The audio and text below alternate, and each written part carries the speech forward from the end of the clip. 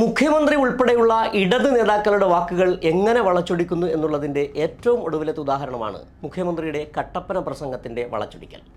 മുഖ്യമന്ത്രി രാഹുൽ ഗാന്ധിയെ പിന്തുണച്ചത് കൈരളി തന്നെ സംപ്രേഷണം ചെയ്തു എന്ന രീതിയിലായിരുന്നു വ്യാജ പ്രചാരണം. എന്നാൽ യഥാർത്ഥത്തിൽ സംഭവിച്ചതെന്തെന്ന് പരിശോധിക്കാം.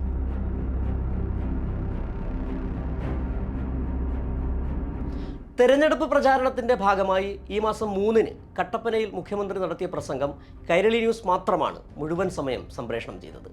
1 മണിക്കൂറോളം നീണ്ട പ്രസംഗത്തിനിടെ കഴിഞ്ഞ തെരഞ്ഞെടുപ്പിൽ രാഹുൽ ഗാന്ധി ഉൾപ്പെടെയുള്ള 18 എംപിമാരും വിജയിച്ച സാഹചര്യം വിശദീകരിക്കുകയായിരുന്നു മുഖ്യമന്ത്രി. രാഹുൽ ഗാന്ധി വിജയിക്കേണ്ട സാഹചര്യം കോൺഗ്രസ്സുകാർ തന്നെ ജനങ്ങളോട് ഇങ്ങനെയാണ് പറഞ്ഞതെന്ന് മുഖ്യമന്ത്രി ഉദ്ധരിക്കുകയായിരുന്നു. ആർക്കും ഭൂരിപക്ഷമില്ലാത്ത അവസ്ഥയാണ് ഈ തെരഞ്ഞെടുപ്പിൽ വരാൻ പോകുന്നത്. അപ്പോൾ ഏറ്റവും കൂടുതൽ അംഗബലമുള്ള പാർട്ടി ഏതാണോ ആ പാർട്ടിയുടെ നേതാവിനെയാണ് മന്ത്രിസഭ രൂപീകരിക്കാൻ വിളിക്കുക. രാഹുൽ ഗാന്ധിയെ വിളിക്കണമെങ്കിൽ കോൺഗ്രസ് ഏറ്റവും കൂടുതൽ അംഗബലമുള്ള പാർട്ടിയാവണം. ഇവിടെ മത്സരിക്കുന്ന കോൺഗ്രസ്സുകാരെ എല്ലാം അതിന് ജയിപ്പിക്കാൻ തയ്യാറാകണം. ഇവിടുത്തെ LDFൻ്റെ സ്ഥാനാർത്ഥി വിജയിച്ചില്ലെങ്കിലും 2 കൂട്ടരും BJPക്ക് എതിരാണല്ലോ. അപ്പോൾ പ്രധാനമന്ത്രിയായി വരാൻ സാധ്യതയുള്ള ഗവൺമെൻറ് രൂപീകരിക്കാൻ സാധ്യതയുള്ള കക്ഷിക്ക് വിജയം ഉറപ്പാക്കണം. LDFനോട് വിരോധമില്ലാത്തവരടക്കം ഒരു പറ്റം ആളുകൾ ആ വാദം അംഗീകരിച്ചു. LDFനോട് പ്രത്യേക വിരോധമൊന്നുമില്ല. എന്നാലും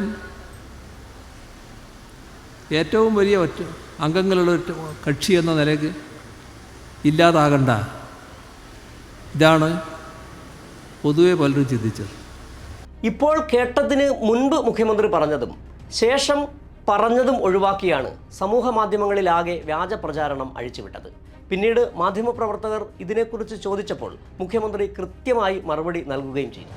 അത് ആണല്ലോ ഇപ്പോഴത്തെ എങ്ങനെ കാര്യങ്ങൾ വളച്ചൊടിക്കാമെന്നതിൻ്റെ ഏറ്റവും വലിയ ദൃഷ്ടാന്തമാണല്ലോ. ഈ 2019 തെരഞ്ഞെടുപ്പിൽ നമ്മൾ കേരളത്തിൽ LDFന് കനത്ത തിരിച്ചടിയേറ്റു. അന്ന് നല്ല രീതിയിൽ UDF ജയിച്ചു വന്നു. എന്തുകൊണ്ടാണെന്ന് ആ ഭാഗമാണ് ഞാൻ പറയുന്നത്. അന്ന് രാഹുൽ ഗാന്ധി വയനാട്ടിൽ വന്ന് മത്സരിച്ചപ്പോൾ ആദ്യം കോൺഗ്രസ്സുകാർ പറഞ്ഞു ഇത് പ്രധാനമന്ത്രി സ്ഥാനാർത്ഥിയാണ്, അതുകൊണ്ട് അദ്ദേഹത്തിന് പിന്തുണ നൽകണം എന്നൊരു പ്രചരണം ആകെ അഴിച്ചു വിട്ടു. തെരഞ്ഞെടുപ്പിൻ്റെ ഒരു ഘട്ടം കഴിഞ്ഞപ്പോൾ ഇതേ കോൺഗ്രസ്സുകാർ മറ്റൊരു പ്രചരണം അഴിച്ചു വിട്ടു. ഇന്ത്യയിൽ ആർക്കും ഭൂരിപക്ഷം കിട്ടാനിടയില്ല, കേവലം ഭൂരിപക്ഷം കിട്ടാനിടയില്ല.